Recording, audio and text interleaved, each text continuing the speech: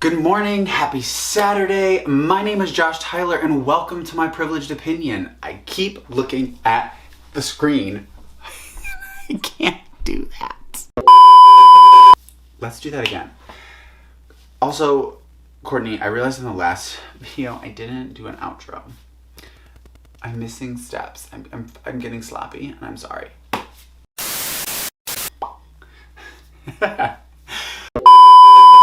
Good morning, my name is Josh Tyler and welcome to my privileged opinion. Today I want to talk about something that I struggled with so much back in the day, and that is falling for the potential of a person. Drama. This topic has a vocabulary word, and so we're gonna look in the dictionary, and that vocabulary word is potential. Which means latent qualities or abilities that may lead to future successes or usefulness, which I feel like is pretty self-explanatory. You find a person, you meet them, and you see that they have these small traits that if nurtured and grown and given the best opportunity and circumstances to flourish would be such a better person. And for me, the man that brought all of this to light for myself and my own potential, because that's what's more important, was E. We're gonna call him E. Because his name started with an E. Quick little backstory.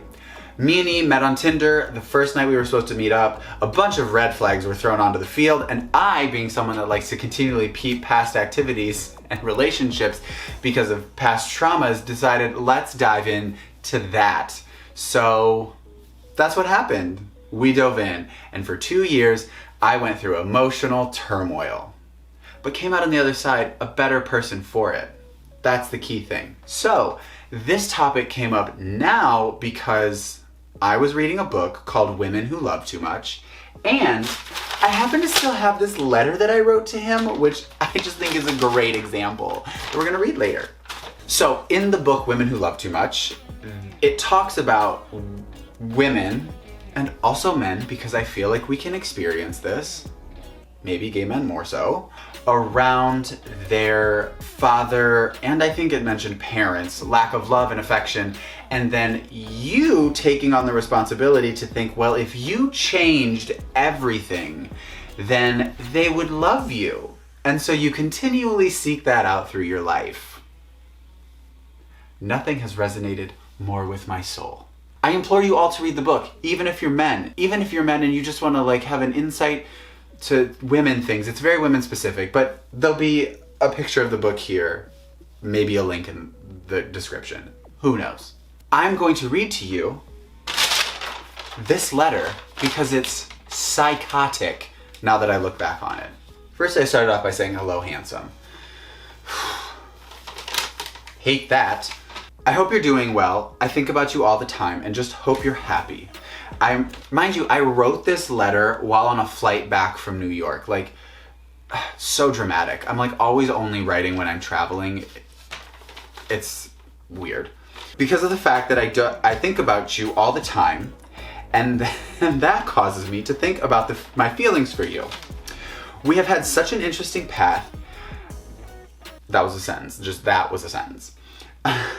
I'd like to start off by saying that I know that I have made mistakes that have hurt you, and I want you to know that I never, all caps, meant to hurt you. Taking responsibility. I listen rereading this is wild to me. I listen so in depth to the stories that you have told me about your past and the hurt you went through, and honestly, one of the things that I admire about you is how self-aware you are. Not self-aware. This man is not self-aware. Projection. And how you are always working to grow. He's not working to grow. Again, projection. I'm projecting the man and the potential that I wanted to see in him. I've been thinking a lot about your text you sent, about how I think too much about the future. And you're right, I do. Honestly, I do that with everything because I fall in love with the possibilities that life has. I literally, in this letter, wrote out what I was doing.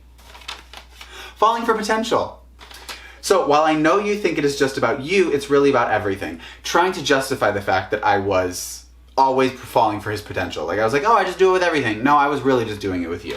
So I will work to keep that excitement on the low. It's the diminishing for me. Another thing that has caused... The writing in this is trash.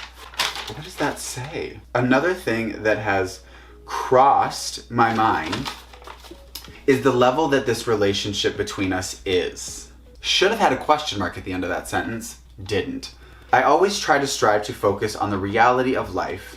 Lie. And if a certain level of feelings aren't being reciprocated, then I try not to force it. Again, lie. Lying to myself.